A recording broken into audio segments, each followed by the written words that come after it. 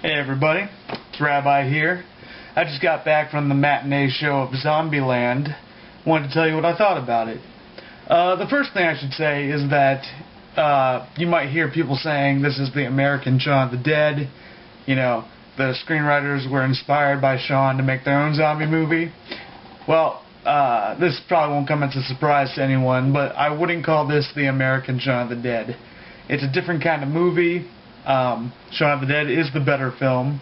You know, it took time to develop its jokes, had the slow zombies, which I prefer. But Zombieland is a lot of fun, and I would recommend it. I'm going to tell you why right now. First of all, the performances, most of them anyway, are pretty amazing. Woody Harrelson as Tallahassee was just a great bit of casting. You know, whenever his character's ticked off or about to go on a berserker rage on some zombies, he just has this fire in his eyes that it's like, you don't want to mess with this guy.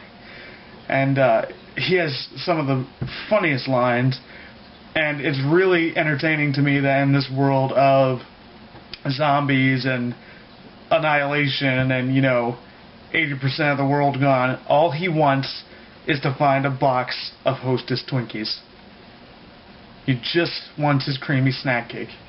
And it's really funny to see him locate a truck, a Hostess truck on the side of the road, and it's filled with nothing but snowballs. And he hates coconut.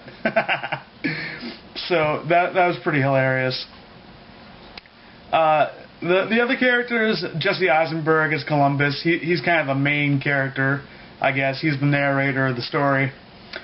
He's kind of annoying. Not so much you can't watch the movie, but his voice got on my nerves a little bit. He's kind of, there was nothing amazing about it, you know.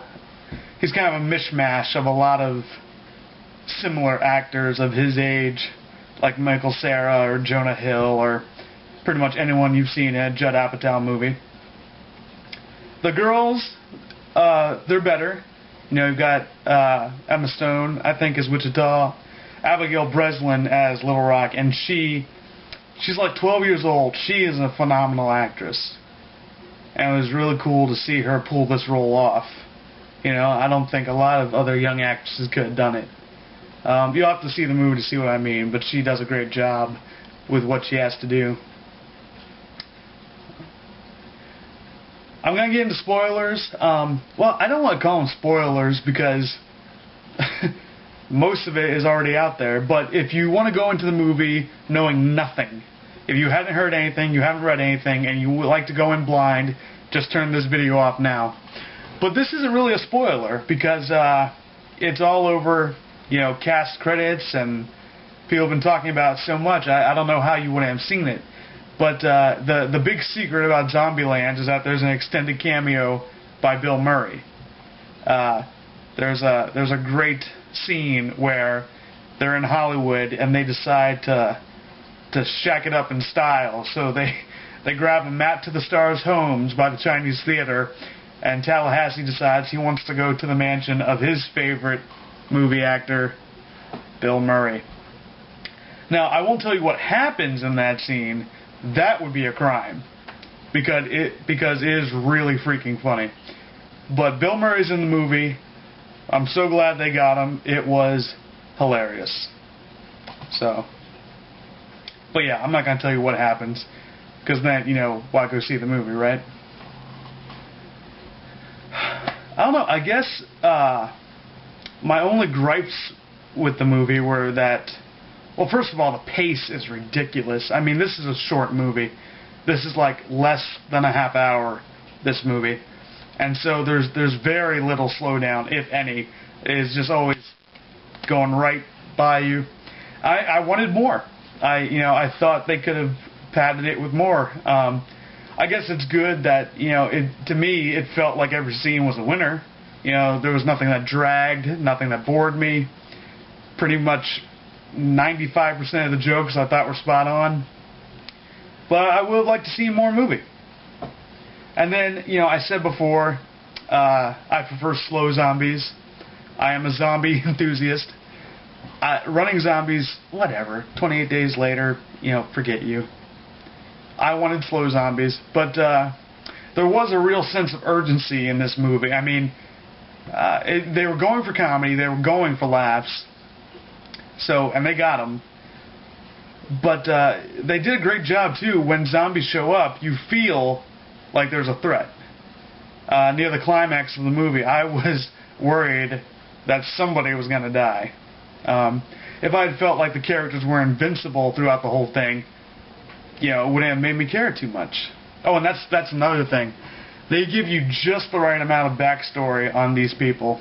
I mean, it would have been easy to give you their entire life history, and you would have been like, okay, TMI, let's see some zombie killing, right? But they just whet your appetite for how these people came to be where they are, and why they are the way they are. And it never got too schmaltzy. It never got too emotional.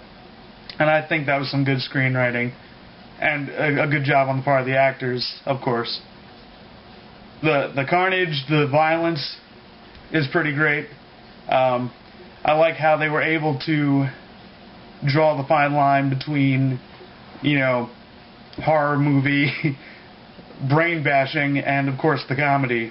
Near the end of the movie, Columbus has to face down a zombie clown, and he hates clowns more than he hates zombies. So here's like a 1-2 punch of fear for this neurotic character. But he takes the zombie out with one of those sledgehammers you see, ding on the hit the bell games at the carnival. And as he bashes the zombie's head in, the clown's rubber nose squeaks. The wah wah. And I just thought that was one of the funniest bits of the film. But you still get to see the brain explode on the pavement, so yeah. Yeah, Zombieland was a great movie. I'll probably go see it again. And you should too. That's all I got to say. So, later.